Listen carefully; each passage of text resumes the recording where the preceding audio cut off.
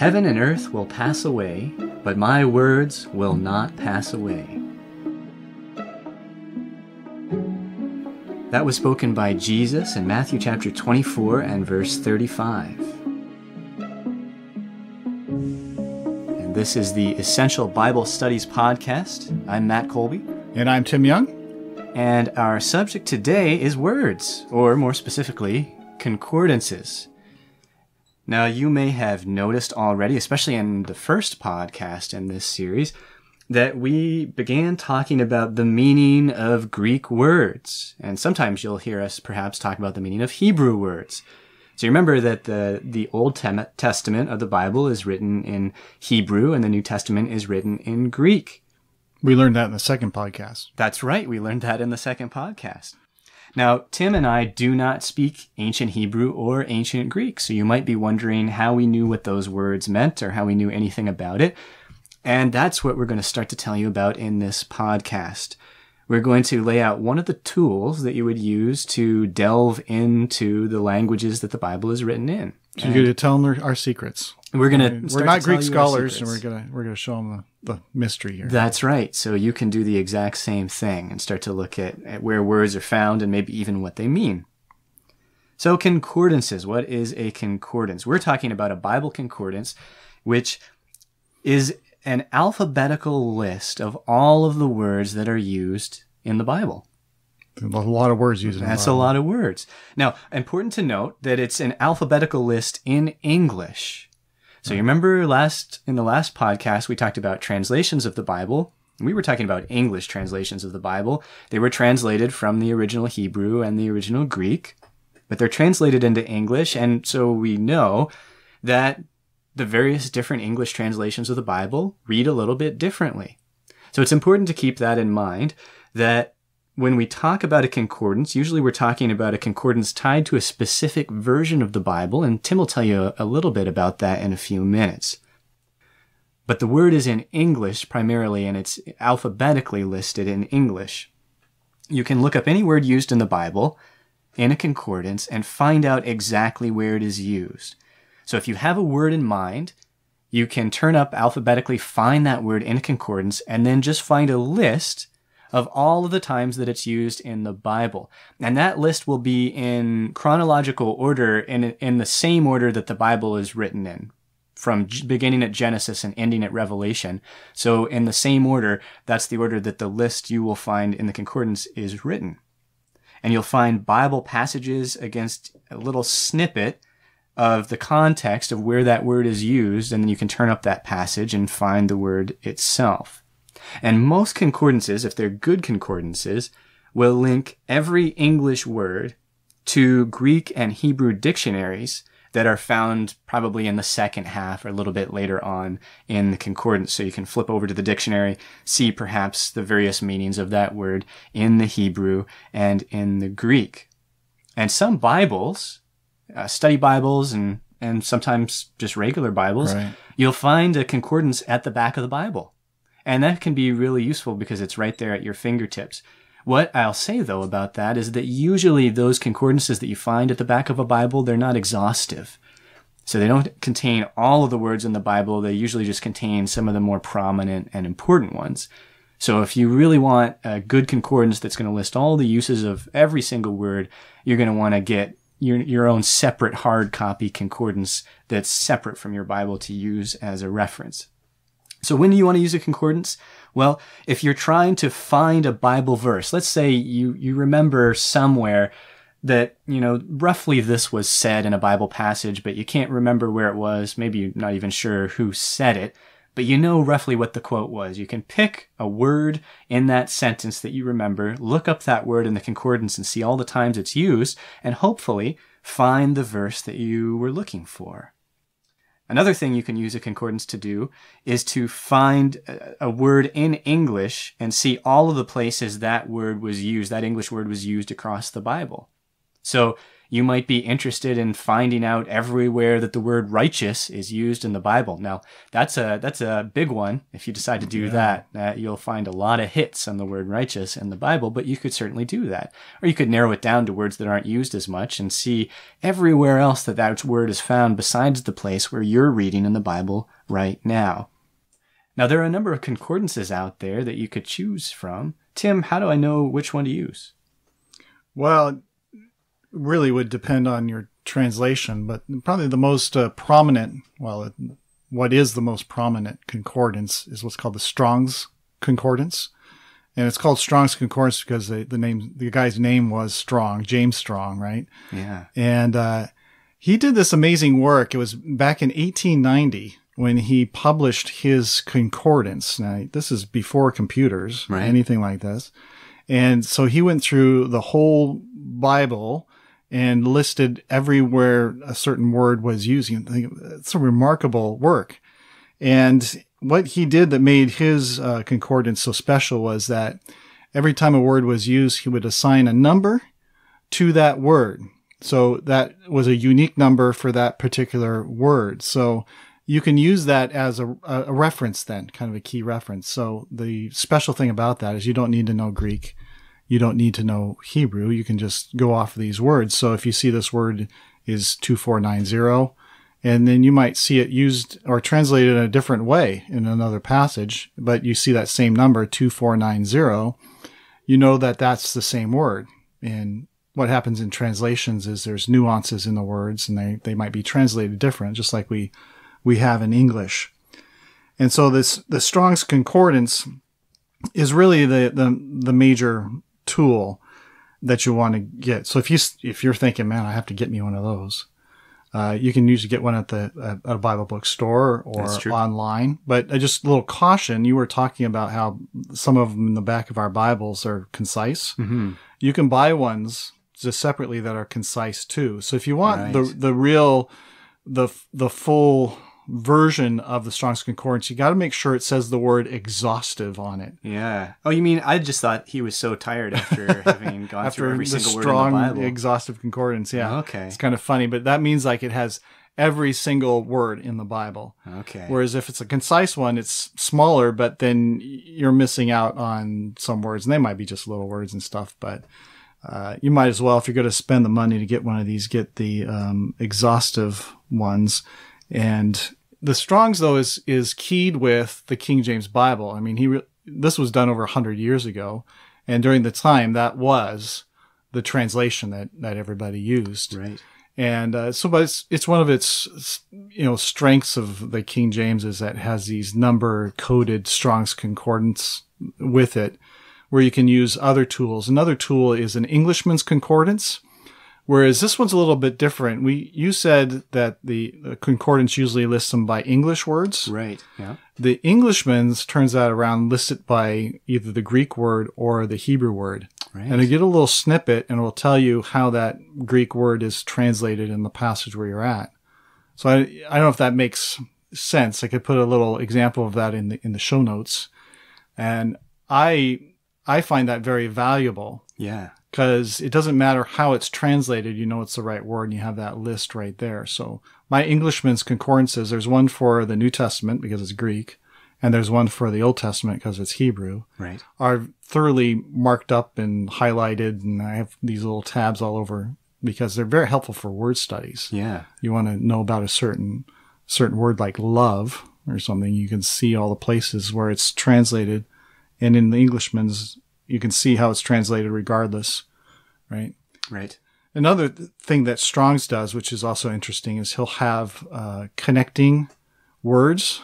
So where you might be looking at a verb, he might tell you, well, here's the noun or here's the adjective of it as well. And he keys them with the numbers. So again, you don't have to know Greek or Hebrew. You can follow and get a little bit broader study with the root words that are there. Now, a little caveat with that, we're not Greek and Hebrew scholars. You can go too far with those kind of things. We have to realize our limitations. But I can tell you, in my studies, it can open up other verses that you hadn't even considered, because It might say he ran in one verse and then running is a different word, right? Right. But you don't want to miss that because ran and running are kind of very similar concepts, you know. Yes. And those Strong's numbers can help you do that, right? Yeah. But they do have NIV concordances. They have ESV concordances. I haven't seen any in print that actually have like a numbering system behind them. So they would be just helpful for finding different words. But I know on computers, they do have them all kind of keyed in with this Strong's reference numbering system. That's right. So it's the Bible software these days makes it extremely useful. So a lot of people don't even use the books anymore. You can get these for free online. A Bible program I use is called eSword. Yeah, it's a great one. Yeah, it's free. Of course, they take donations, and it's a great work. So, and that provides free Bibles and the Strong's Concordance for free, and it's all linked. So if you go to a verse and you click on it, it automatically brings up the Strong's number and a Strong's definition for that word, and you can search on either the English word or on the Strong's number. And when you search on a Strong's number, it's like the Englishman's concordance. Exactly. Yeah. Right. It's focusing now on the original language instead of the English. Right. So all these tools make it very helpful for us to, be fast at it. Fast is not the point, right? But it makes it very efficient, I guess I should say, because we want our Bible study to be slow and methodical and thought out. Sure. But all these tools really bring us a lot of information right at our fingertips. I don't know if that explains it. Maybe if we had like a case study or something, it could help us out here a little bit. It just so happens I have one of those. Oh, yeah. I think whether you use Bible software or not, and certainly we would, I think, recommend that you do that. We'd say that's certainly a very powerful tool to use. Either way, understanding how a concordance works will better inform you if you're using Bible software, because Bible software is basically just automating the page-turning exercise that you would do if you were to just get out a physical copy of a concordance and look through it. So understanding how it's tied together is still important. So like Tim said, the Strong's numbers have kind of made their way into a lot of different kinds of publications and software, and they're very useful, just linking every Greek and Hebrew word to a number, which makes it helpful for us to look it up. So let's give an example.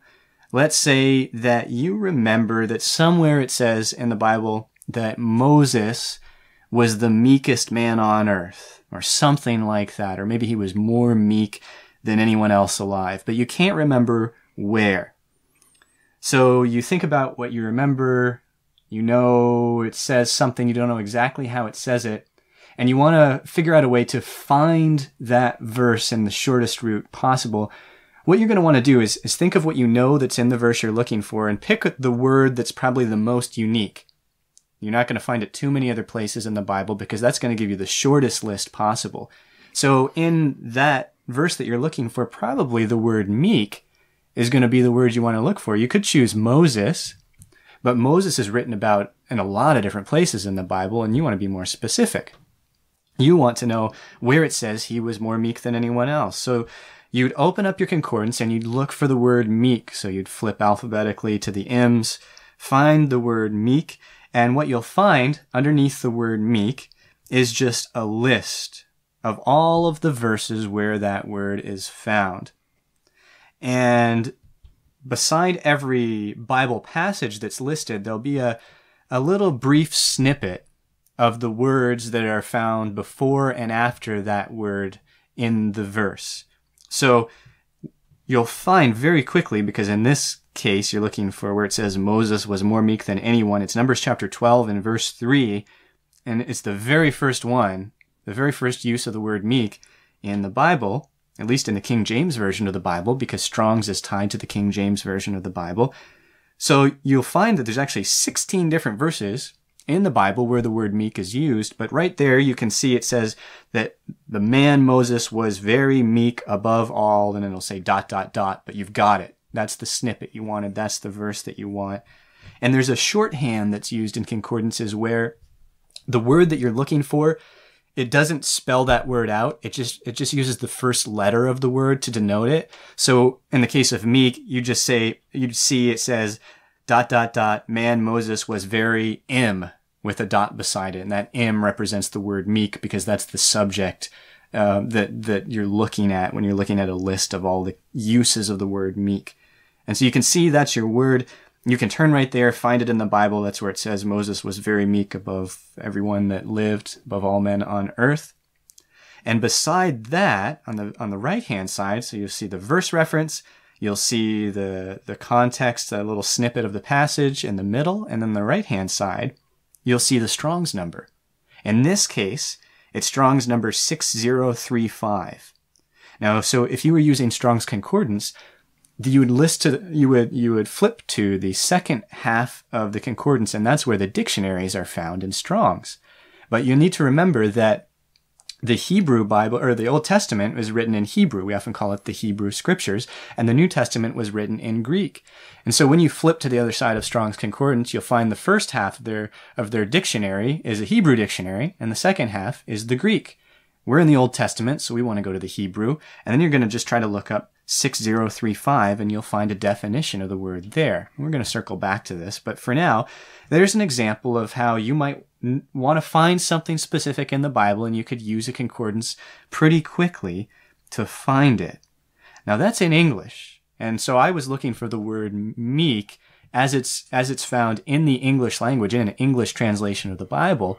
Why would I care to flip to a dictionary to find out what the word looks like in Hebrew or what a definition might mean? I know it means meek, right? It's right there in the passage in front of me. Why do I care about reading in any other language besides English, Tim? It's kind of funny because we were just talking about how in the other podcast we were talking about versions and how they were taking the old Hebrew, the old Greek, and translating in the English. And right. Here we're going in reverse. We're telling you now you can go in reverse and it's take so the English and try to go back to the original language. Yeah. Which is important because, Hebrew, the ancient Hebrew and the ancient Greek they're not in common use anymore. Right. Languages evolve and they change. And in this sense, words, like in the English language, have different meanings behind them. So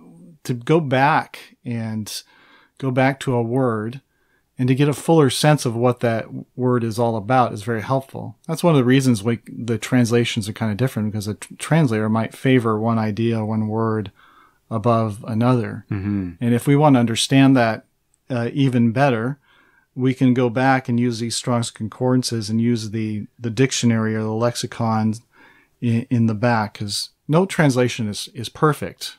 And we're going to see in our studies that we'll refer to different translations and really kind of get fuller ideas about what this word means, because often there's no one-for-one translation from one language to another. Yeah. There's always something lost in translation between two different languages. There's always something lost in translation. Yeah. And so, because words are, they cover areas of meanings and those kind of things. So this really is just a tool to kind of fill it out and help us to understand the words a lot better as they were originally, understood and meant. Yeah. So, having said all that, I want to now just warn you, or perhaps advise you, maybe that's a better word, of the limits of how you should be using a concordance accurately, because there are other Bible tools out there, which will probably be the subject of future podcasts. And one of them is a lexicon. I'll explain what that is in a minute, but there are limitations to using a concordance. So once you get to that point at the end of our example where you found the word meek, it's Strong's number 6035, and you flip back to the Hebrew dictionary and the other half of Strong's Concordance, you'll find there the word written in Hebrew, the word that's been translated meek. And what you'll also find there is kind of like a dictionary definition, but what we actually call it is a gloss. So a gloss is an example of all of the various different things that a word could mean depending on the context in which it's used. So this is true of every language that I'm aware of. So let me give you an example in English. Because in English, we have a lot of words that could mean more than one thing. They're spelled exactly the same way, but they could mean various different things, and it all depends on how the word is used in a sentence. So a good example of that in the English is the word bow, B-O-W. If you were to look that word up in a dictionary, you would find it's got a lot of different potential meanings. So the word bow could be simply a knot that's tied with two loops, like a bow that's wrapped around a present. But it also could be a weapon that's used for shooting arrows. Or it could be an instrument that's used for playing the violin. Or it could mean to bow, like you're bending your head or the upper part of your body as a sign of respect. Or it could mean to bow like a tree is bowed down with age or pressure. Or it could mean the front end of a ship. We also call that the bow. Now the question is, how do you know which one of these we're talking about when the word's used in a sentence? And for Tim, for you or I, or probably our listeners, it's instinctual because you grew up with the English language, many of you. And so you know immediately based on the context that it's used and you know what it means in the sentence that's being used. But the difficulty is that when we're talking about original ancient languages that are dead languages because nobody actually speaks those languages regularly in any community today, so the ancient Greek and the ancient Hebrew, we are not familiar with those languages enough to tell the difference when a word is used that might mean various things depending on the context. So a good example of that is the one that we just used. So if you flip to the back of Strong's Concordance for the word meek, using that Strong's number 6035, you'll find a number of things that it could mean. And the first thing, it says it could mean to be depressed, or it could mean to be humble, lowly, meek, or poor. Now, the translators knew when they read this verse, because they were students of the language, that it meant that he was meek, or we might say humble. But if you didn't know any better, you might have thought this guy, Moses, was just a real downer. Like he was just really depressed all the time and nobody wanted to be around him. Most depressed man on the earth. That's right. More depressed than anybody else on earth. But of course, that's not what the word means in context. So you've got to be cautious if you're trying to delve deeper into the meaning of words in an original language. You want to go further than just looking up the dictionary definition in somewhere like a concordance, because sometimes there are a lot more potential meanings than what we found with meek. Sometimes there's 5 or 6 or even 10 different ways this word could mean, depending on how it's used. How do you know which one it is? And there's a temptation there for you to just guess, because, one definition kind of you think it fits better, or it's what you want to hear, or it's the way that you've read the verse and you think this must be right. And it's prone to error. And that's where we want to use a lexicon and go a step further, because basically what a lexicon will do, and you have to get a separate one for Hebrew than you get for Greek, is it will list every single time a Greek or a Hebrew word is used, and it will tell you what it means in context for every single usage. So it's a little more in-depth when it actually comes to word meaning. Mm-hmm. And so this is where you really you don't want to rely on a concordance to tell you the meaning of a word, even if you think, the concordance will often tell me the root word, and so I know what the root is. Remember still that you don't speak that language, and even if you're trying to get down to the root, the root doesn't necessarily always tell you what that word should really mean. Right. You should rely on some good scholarship and get yourself a good lexicon. And we'll, I'm sure, talk about lexicons in a different podcast. Yeah, that's another subject in itself. Yeah. But in the positive side of things, there's a lot of pitfalls, but in a positive thing, it opens up other verses to you. And sometimes it's very curious to think, why would the translator translate it this way in one verse and this way in another verse? For sure. But you can often, it will open it up and you can see in the same context, he's talking about the same thing. Right. And you didn't realize that word was used over here. And it just opens up studies so much more. Yeah. When you start connecting those words together, even though the translators might have thrown you off by, we were talking yesterday, I think in Romans, how the King James uses the word impute, and it uses the word count. Oh. And they're both the same Greek word. Very different meanings, sounds like. To me. Impute or count. Yeah. Yeah, they're different words, of course, in the English, but in the Greek, they're the same words. Right. And kind of going through some sections in Romans, it was kind of like, oh, wait a minute, those are the same words. And so it kind of just, it helps improve my understanding of that passage, you know? Yeah, great point. And I would say the more that you go about this exercise, the more familiar it will become to you, and the easier you'll find it to start to navigate a concordance and figure out the meanings of words and know when, you know, to bring a lexicon into mix or just to look at the context and look at other places the word is used. Cool. So we've now covered, I think, everything about the concordance work. Yeah, that's all you I've now got. know what we know. That's right. The tools that we use. So in future podcasts, when we talk about the Strong's number, or we talk about a Greek word or Hebrew word, even if we go like the root word, maybe we go down that road, you'll understand a little bit more, you know, where we got this from. So it's not a hidden mystery. These are pretty common tools. Just get used to them, and you'll find out for yourself how powerful they are and how helpful they are, as they're going to help unlock for us these essential Bible studies that we're going to be considering.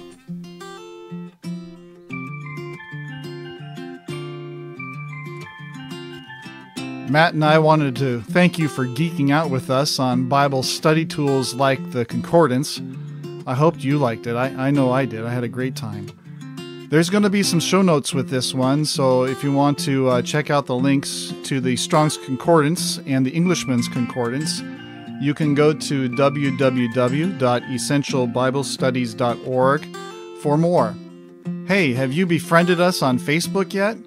You know, all our shows are there. You can play them right from the posts, and it's really easy to share with friends and family. Just saying. Do you like to listen to Bible talks? I mean, I kind of assume you do. I've got a recommendation for another podcast, which I'm sure you will enjoy. It's called Good Christadelphian Talks Podcast. Now, each week, my friends, Chris and Levi, they post a hand-selected Bible class that's really good. I mean, it's all good, but these are really good. And that's why they call it Good Christadelphian Talks. So, if you're interested, you can go to anchor.fm/GCT. That's GCT for Good Christadelphian Talks, and check it out. Well, that's it for now.